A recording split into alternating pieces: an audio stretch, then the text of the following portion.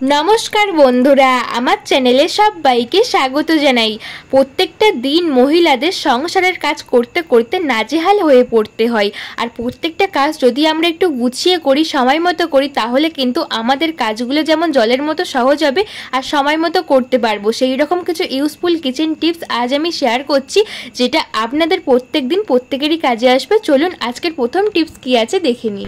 আমরা প্রত্যেকটা মহিলা সাজতে ভীষণ পছন্দ করি। আমরা যেখানেই যাই না কেন মনে হয় বড় বড় একটু কানের পরি। তো বড় বড় কানের পরার পরে কিন্তু আমাদের কারোরই সহ্য হয় না। দেখা যায় কানের ভিতরে এক পুঁজ হয়, তার সঙ্গে কিন্তু কানটা একদম ব্যথা ছনছনে হয়ে থাকে। আমরা কিন্তু দেখা যায় 4 দিন 5 দিন 1 সপ্তাহ পর্যন্ত কান এতটাই ব্যথা হয়ে থাকে, অন্য কানের দুল আর পরতেই পারি না। যদি টানা কোনো অনুষ্ঠান পড়ে কিন্তু অনেকটাই সমস্যার মধ্যে পড়তে হয়। কেনা কানের পরার ইচ্ছা থাকলেও কিন্তু আমাদের কানের ব্যথার জন্য কিন্তু কোনো কানেরই পরতে ইচ্ছা হয় না।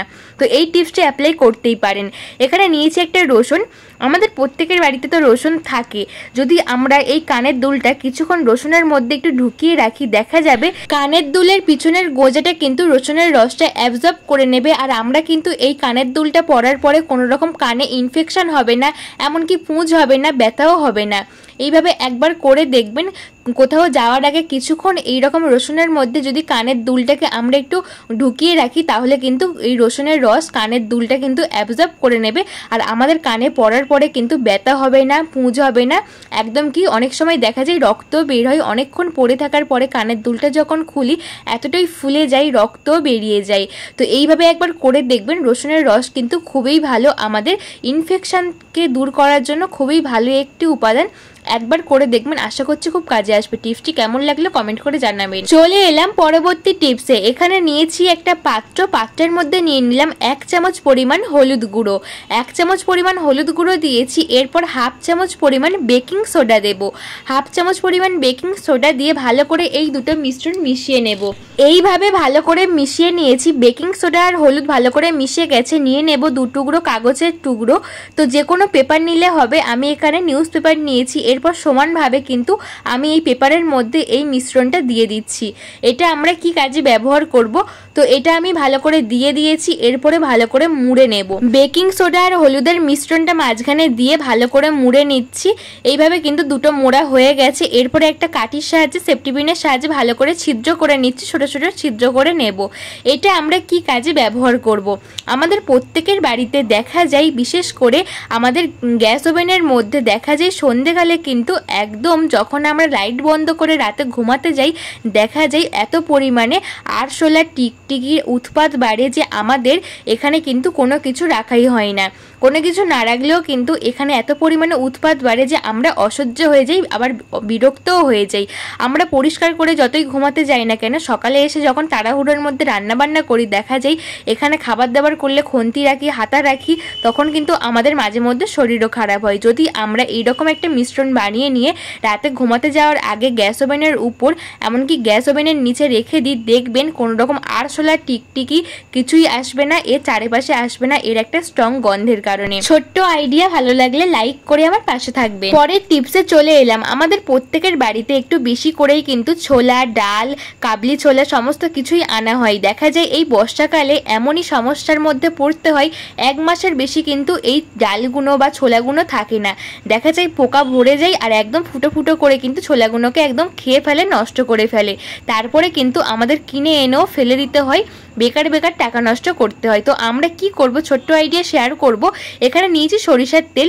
যে কোনো কড়াই, ডাল আমরা যাই কিনে আনি না কেন, অল্প একটু সর্ষের তেল যদি দিয়ে ভালো করে গায়ের মধ্যে মিশিয়ে নিই, তাহলে দেখা যাবে কোনো রকম পোকা লাগবে না, ফাঙ্গাস ধরবে না, এমনকি ডালটা, কড়াইটা, ছোলা, কাবলি ছোলা কিছুই নষ্ট হবে না। যে কোনো কড়াই একটু বেশি করে কিনে আনলে এই টিপসটি অ্যাপ্লাই করতে পারেন।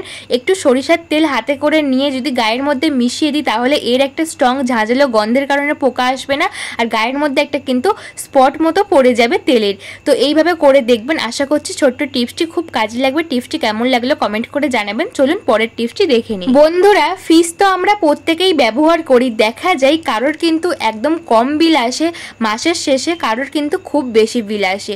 সেটা আমাদের ভুলের কারণে কিন্তু এই সমস্যাটা প্রত্যেকের সাথে হয়। তো কি ভুলের কারণে সেটা দেখাবো। আমাদের প্রত্যেকেরই কিন্তু এইরকম রেগুলেটর থাকে ফ্রিজের মধ্যে। এটা কিন্তু সিজন অনুযায়ী কিন্তু চেঞ্জ করা উচিত। তো যেমন সিজন হবে সেই হিসেবে কিন্তু এটা চেঞ্জ করলে আমাদের ইলেকট্রিক বিল অনেকটাই কম আসবে, এটা কিন্তু সবসময় খেয়াল রাখতে হবে। তো আরও একটা কি প্রবলেম চলুন দেখে নিই। ফ্রিজের মধ্যে আমরা যে প্রত্যেক দিন খাবার দাবার রেখে থাকি, প্রত্যেকটা খাবার কিন্তু ঢাকা দিয়ে রাখা উচিত। খোলা রাখলেও কিন্তু অনেক সময় ইলেকট্রিক বিল বেশি আসে। আর যে কোনো খাবার দাবার সম্পূর্ণ ঠান্ডা করে তারপরে রাখা উচিত, কারণ গরম অবস্থায় রাখলেও কিন্তু ইলেকট্রিক বিল অনেকটাই বেশি আসে। আরও একটা কারণ আছে, আমরা প্রত্যেক দিন কিন্তু এরকম দরজা, যে আমাদের ফ্রিজের দরজাটা বারবার খুলে রাখি অনেকক্ষণ, সেই কারণে কিন্তু ইলেকট্রিক বিল অনেকটাই বেশি আসে। তো দেখা যায় এই যে দরজার যে রাবারটা থাকে এটা কিন্তু অনেক সময় ময়লা জমে জমে এতটাই ময়লা জমে যায়, তখন কিন্তু এই যে মুখটা ভালো করে দেওয়া যায় না, এই যে ফ্রিজের দরজাটা ভালো করে দেওয়া যায় না, সেই কারণে কিন্তু ফ্রিজের খাবার দাবার খুব দেরিতে ঠান্ডা হয়, আর সেই কারণে কিন্তু ইলেকট্রিক বিল অনেকটাই বেশি আসে। সবসময় আমাদের এই যে রাবারটা কিন্তু পরিষ্কার পরিচ্ছন্ন রাখা দরকার, তাহলে দেখবেন ইলেকট্রিক বিল কিন্তু অনেকটাই কম আসবে। কারণ রাবারটার মধ্যে ময়লা জমলে কিন্তু ফ্রিজের খাবার দাবারের মধ্যে কিন্তু অনেকক্ষণ কিন্তু ঠান্ডা হতে দেরি হবে, আর সেই কারণে কিন্তু ইলেকট্রিক বিল বেশি আসে। ডিপ ফ্রিজে আমরা প্রত্যেকেই খাবার দাবার রেখে থাকি, মাছ মাংস কাঁচা অবস্থায় রেখে থাকি।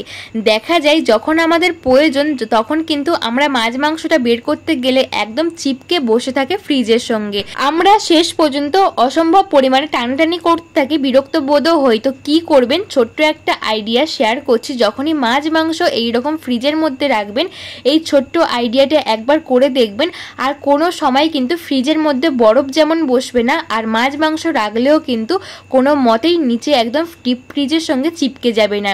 শুধুমাত্র এই টিপসটি অ্যাপ্লাই করলে। নিয়েছি সরষের তেল, এখানে 1 চামচ পরিমাণ সরষের তেল ডিপ ফ্রিজের মধ্যে যদি আমরা দিয়ে পুরো ডিপ ফ্রিজটার মধ্যে একটু ভালো করে মিশিয়ে নিই, তাহলে দেখবেন আমরা যে কোনো জিনিসপত্র রাখি না কেন একদমই কিন্তু ডিপ ফ্রিজের মধ্যে চিপকে যাবে না, শুধুমাত্র সরিষার তেলের কামাল। আর কোনো রকম যাদের ফ্রিজে খুব অতিরিক্ত বরফ বসে, বরফটাও কিন্তু জমবে না এই সরিষার তেল দিলে। একবার অ্যাপ্লাই করে দেখতেই পারেন। 1 চামচ সরিষার তেল দিয়ে ভালো করে মিশিয়ে রেখে আমরা যতই খাবার দাবার মাছ মাংস রাখি না কেন, যখন ইচ্ছা কিন্তু আমরা বের করতে পারবো, একদম চিপকে যাবে না আর বরফও বসবে না। তো বন্ধুরা, আজকে আমার কোন টিপসটি আপনাদের সবচেয়ে বেশি ভালো লাগলো কমেন্ট করে জানাবেন।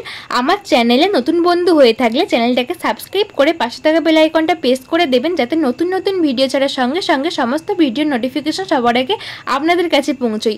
আজকে আমার ছোট্ট রিকোয়েস্ট, আজকের আমার এই ভিডিওকে কোথা থেকে দেখছেন কমেন্ট করে জানাবেন, আমারও ভালো লাগবে আমার ভিডিও কতদূর যাচ্ছে। আমার এই ভিডিও একটু ভালো লাগলে লাইক কমেন্ট শেয়ার করে বন্ধু বান্ধব সকলের কাছে শেয়ার করে দেবেন। সবাই ভালো থাকবেন, দেখা হবে অন্য ভিডিওতে। টাটা সবাইকে।